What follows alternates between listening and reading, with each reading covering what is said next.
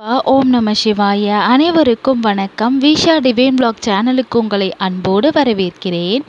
இன்றைக்கி நம்ம வீடியோவில் நம்ம என்ன கோவிலை பற்றி பார்க்க போகிறோம்னு பார்த்துட்டிங்க அப்படின்னா, சென்னை திருமுல்லைவாயில் அமைந்திருக்க அருள்மிகு பச்சையம்மன் சமேத மன்னாதீஸ்வரர் திருக்கோவிலை பற்றி தான் நம்ம பார்க்க போகிறோம். சுமார் 1000 வருஷங்களுக்கு மேலே பழமை வாய்ந்த பச்சையம்மன் திருக்கோவிலாக இந்த கோவில் போற்றப்பட்டிருக்கு.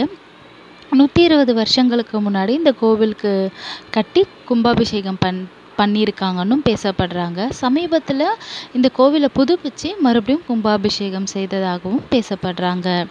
இந்த கோவிலில் பச்சையம்மன் பார்த்தீங்க அப்படின்னா வேங்கையம்மனும் கங்கையம்மனோட காட்சி கொடுக்குறாங்க. இந்த கோவிலுக்கு நான் பார்த்தீங்க அப்படின்னா வந்தபோது அம்மனுக்கு அபிஷேகம் பார்த்தேங்க. அந்த அபிஷேகத்துடைய வீடியோவை உங்களுக்கும் நான் போட்டிருக்கேன். வீடியோவில் அம்மனுக்கு பால் அபிஷேகம், தயிர் அபிஷேகம், தேன் அபிஷேகம், சந்தனம், பன்னீரால் அபிஷேகம் செஞ்சு அலங்காரம் பண்ணி ஆரத்தி காமிச்சாங்க. எனக்கு கிடைச்ச இந்த டிவைன் எக்ஸ்பீரியன்ஸை உங்கள் கூடயும் நான் ஷேர் பண்ணுறதுக்காக தான் வீடியோவில் போட்டிருக்கேன். இந்த கோவிலில் பார்த்தீங்க அப்படின்னா அம்மன் பச்சையம்மன் இருக்காங்க. மன்னாதீஸ்வரர் காட்சி கொடுக்குறாரு நந்தி தேவர்களோட.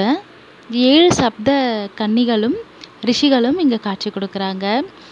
முனீஸ்வரர் அதாவது வாழ்முனீஸ்வரர் பார்த்தீங்க அப்படின்னா பிரம்மாண்டமாக காட்சி கொடுக்குறாங்க. துர்க்கை அம்மனுக்குன்னு தனி சன்னதியும் இருக்குது, நவகிரக சன்னதியும் இருக்குது, பைரவர்கள் சன்னதியும் இருக்குது, விநாயகர் இருக்கார், முருகர் வள்ளி தேவயானையோட காட்சி கொடுக்குறாங்க, வாராகி தேவி இருக்காங்க, பிரத்யங்கர தேவி இருக்காங்க, அரச மரமும் இங்கே இருக்குது. இங்கே பார்த்தீங்க அப்படின்னா ரொம்பவுமே டிவைனான கோவில் இது. இங்கே பொங்கல் வைக்கிறதுக்குன்னு தனி மேடை இருக்குது, பொங்கல் வைக்கும் இடம் தனியாக இருக்குது. அது மட்டும் இல்லாமல் ஆஞ்சநேயருக்குன்னு தனி சன்னதியும் இருக்குது. துளசி மாட கிருஷ்ணரும் இங்கே காட்சி கொடுக்குறாரு. இங்கே பார்த்தீங்க அப்படின்னா கல்யாணம் ஆகாதவங்களுக்கு வேண்டுதல் பண்ணுறதன் மூலம் கல்யாணமாகும், குழந்தை பேர் வேண்டணும் அப்படின்னு நினைக்கிறவங்களுக்கு குழந்தை பேரும் இங்கே வேணுன்னா குழந்தை பேர் கிடைக்கும்னு சொல்கிறாங்க. அரச மரமும் இங்கே இருக்குது. அரச மர வழிபாடு பண்ணுறதுக்கும் இந்த கோவில் உகந்தது. ரொம்பவுமே பழமை வாய்ந்த கோவில். கோவிலோட வரலாறு பார்த்தீங்க அப்படின்னா, கைலாயத்தில் சிவனும் பார்வதி தேவியும் வாழ்ந்துட்டு வந்தாங்களாம். சிவபெருமான் பூமியை படைச்சிட்டு பூமியை நோக்கி பார்த்துட்டு இருந்தாராம். பூமியில் மக்கள் என்னென்ன செய்கிறாங்க, என்னென்ன பூமி ஜீவன்கள் என்னென்ன பண்ணிகிட்ருக்காங்கன்னு பார்த்துட்டு பொழுது கழிச்சிட்டு இருந்தாராம். பார்வதி தேவி கூட சிவபெருமான் நேரத்தை கழிக்கலை அப்படின்றதுக்காக பார்வதி தேவி விளையாட்டாக பூமியே பார்த்துட்ருக்காரு சிவபெருமான்றதுனால அவரோட கண்களை கையால் மூடிட்டாங்களாம். உடனே பூமியில் ஒன்றுமே இல்லாமல் பூமி அப்படியே அசையாமல் நின்று எல்லாரும் பூமியில் இருக்க ஜீவன்கள் எல்லாமே இறந்து போயிடுச்சாம். இதை பார்த்த தேவர்கள், ரிஷிகள், முனிவர்கள்லாம் என்ன செய்வதுன்னு தெரியாமல் சிவபெருமானை நோக்கி வந்தாங்களாம். தன்னுடைய நெற்றிக்கண்ணான கண்ணை சிவபெருமான் திறந்து பூமியை பார்த்தபோது பூமி எல்லாமே அசைந்துதான். பூமி உயிரற்ற ஜீவன்கள் எல்லாத்துக்குமே உயிர் வந்ததாம். விளையாட்டாக செய்த இந்த காரியம் தவறானதுனால சிவபெருமான் கோபமற்று நீ பூமிக்கு போய் என்னோட கோபத்தை தணிக்கிறதுக்கு நீ தவம் மேற்கொள்ளணும் அப்படின்னு சொல்லி பார்வதி தேவியை பார்த்து சாபம் கொடுத்துட்டாங்களாம். உடனே பார்வதி தேவி பூலோகத்துக்கு காசியை பார்த்துட்டு சிவபெருமானுக்கு தவம் செய்து காசியிலிருந்து காஞ்சிபுரத்துக்கு போய் தவம் பண்ணாங்களாம். திருவண்ணாமலை போகிற வழியில் திருமலை வாயில் அப்படின்ற ஊர் தான் திருமுல்லைவாயில் நம்மளால் இப்போ அழைக்கப்படுது. அங்கே அம்மன் பார்த்தீங்க அப்படின்னா வந்திருந்தாங்களாம், ஓய்வெடுத்திருந்தாங்களாம். ஓய்வெடுத்ததுக்கப்புறம் சரி நம்ம இங்கேயே சிவபெருமானை நோக்கி தவம் செய்யலாம் அப்படின்னு சொல்லி தவம் செய்தபோது அங்கே பார்த்தீங்க அப்படின்னா மேகமெல்லாம் சூழ்ந்து ஊர் இருளாயிடுச்சாம்.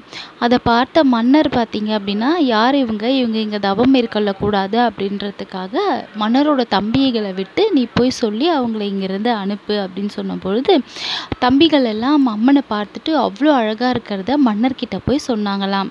மன்னர் பார்த்தீங்க அப்படின்னா அம்மனுடைய அழகில் மயங்கி அம்மனை கல்யாணம் பண்ணணும் அப்படின்றத நினச்சி இருந்தாராம். இதை தெரிஞ்ச அம்மன் பார்த்தீங்க அப்படின்னா காளி வடிவெடுத்து 7 கன்னிகளும் சப்த ரிஷிகளோடு சேர்ந்து மன்னரை வதம் செய்தாங்க அப்படின்றதுக்காக அங்கே பார்த்தீங்க அப்படின்னா காளி வடிவத்தில் எடுத்ததும் அந்த ரிஷிகளும் அந்த சிலைகளும் அதுக்கப்புறம் பார்த்தீங்க அப்படின்னா மன்னருடைய சிலையுமே இங்கே இருக்குது அப்படின்றதும் இந்த கோவிலில் இருக்குது. நான் பார்த்தேன், இது இருந்தது, நான் உங்களுக்கு வீடியோலையும் அட்டாச் பண்ணியிருக்கேன். அம்மன் பார்த்தீங்க அப்படின்னா பச்சை அம்மன் அப்படின்ற பேர் காரணம் எதற்காக வந்தது பார்த்தீங்க அப்படின்னா, அம்மன் வந்து பச்சை நிறத்தில் இருக்கிறதுக்காக அம்மனுக்கு பச்சை அம்மன் பேர் வந்தது. அதாவது ரிஷிகள் என்ன சொல்கிறாங்கன்னு பார்த்தீங்க அப்படின்னா, அம்மன் வந்து ஞானம் பெற்றதுக்கப்புறம் வாழை இலையில ஓய்வெடுத்தாங்க. அதனால் அம்மனுக்கு வந்து பச்சையாக மாறிட்டாங்க அப்படின்னும் பேசப்படுறாங்க.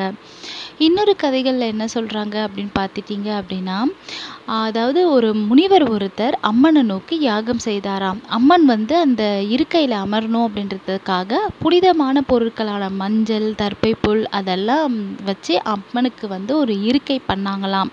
அதில் அம்மன் வந்து உட்கார்ந்ததுனால அம்மன் பச்சை நிறமாக காட்சி கொடுக்குறாங்க அப்படின்னும் பேசப்படுறாங்க. அம்மன் வந்து ஞானம் பெற்றதுக்கப்புறம் அந்த சக்தியோட வெளிப்பாட்டுனால அம்மன் வந்து பச்சை நிறமாக மாறி சிவபெருமானோட சேர்ந்தாங்க அப்படின்றதும் வரலாற்று கதைகளில் பேசப்படுது.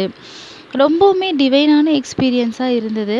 எனக்கு கிடைச்ச இந்த டிவைன் எக்ஸ்பீரியன்ஸை உங்கள் கூடயும் நான் ஷேர் பண்ணணும் அப்படின்றதுக்காக தான் வீடியோவாக போட்டிருக்கேன். நீங்களும் நம்ம சேனலுக்கு தொடர்ந்து சப்போர்ட் பண்ணிகிட்ருக்கீங்க. உங்கள் எல்லாருக்குமே நன்றி. விஷா டிவைன் vlog சேனலை நீங்கள் ஃபர்ஸ்ட் டைம் பார்க்குறீங்க அப்படின்னா லைக் பண்ணி, கமெண்ட் பண்ணி, ஷேர் பண்ணி, சப்ஸ்கிரைப் பண்ணுங்கள்.